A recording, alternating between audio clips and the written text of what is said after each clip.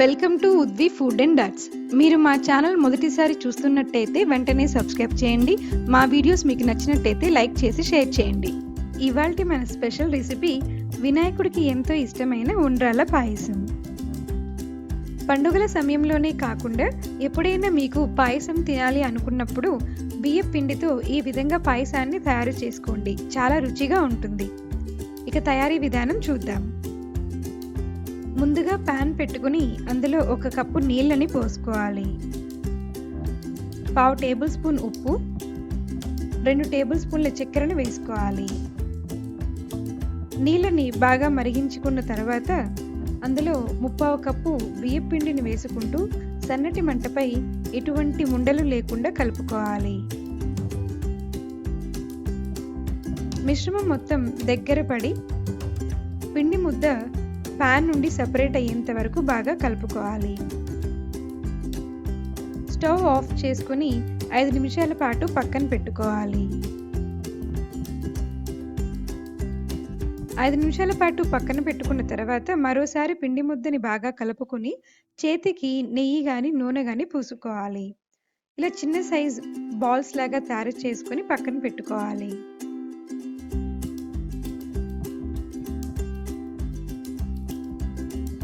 ఈ విధంగా బాల్స్ లాగా తయారు చేసుకున్న తర్వాత అందులో 2 బాల్స్ని తీసుకొని ఒక బౌల్లోకి తీసుకొని కొద్దిగా నీళ్లు పోసుకొని ఎటువంటి ఉండలు లేకుండా పేస్ట్ లాగా తయారు చేసుకోవాలి.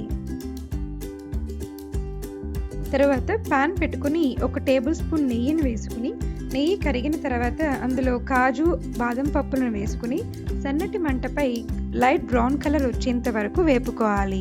బాదం పప్పు జీడిపప్పు 50% వేగిన తర్వాత ఎండు ద్రాక్షను వేసుకుని వేపుకోవాలి.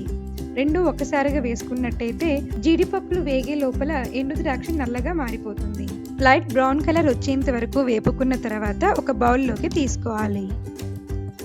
అదే ప్యాన్లో 1/2 లీటర్ పాలని పోసుకోవాలి. పాలు 1 పొంగు వచ్చేంత వరకు మరిగించుకోవాలి.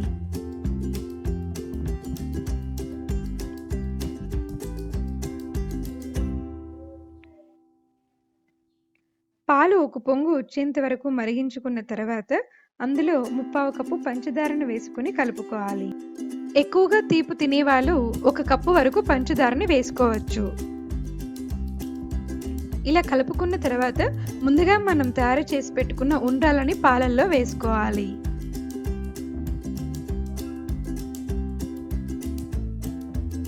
మెల్లగా మరోసారి కలుపుకున్న తర్వాత మంటను మీడియం ఫ్లేమ్లో పెట్టుకుని 15 నిమిషాల పాటు ఉడికించుకోవాలి.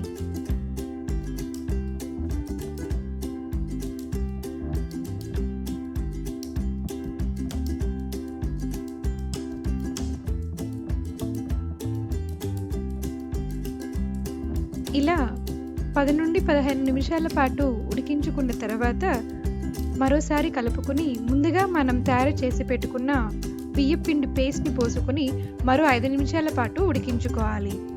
ఈ బియ్యం పిండి పేస్ట్ వేయటం వల్ల పాయసం మరికొద్ది చిక్కగా తయారవుతుంది.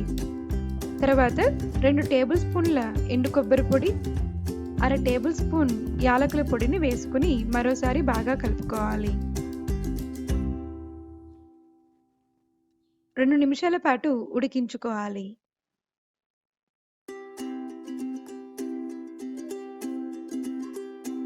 ముందుగా మనం ఫ్రై చేసి పెట్టుకున్న బాదం పప్పు, జీడిపప్పు, ఎండు ద్రాక్ష మిశ్రమాన్ని వేసుకుని మరోసారి కలుపుకొని సర్వింగ్ బౌల్లో తీసుకొని సర్వ్ చేసుకున్నట్టయితే ఇవాల్టి మన స్పెషల్ రెసిపీ వినాయకుడికి ఎంతో ఇష్టమైన ఉండ్రాళ్ళ పాయసం తయారైపోయినట్టే.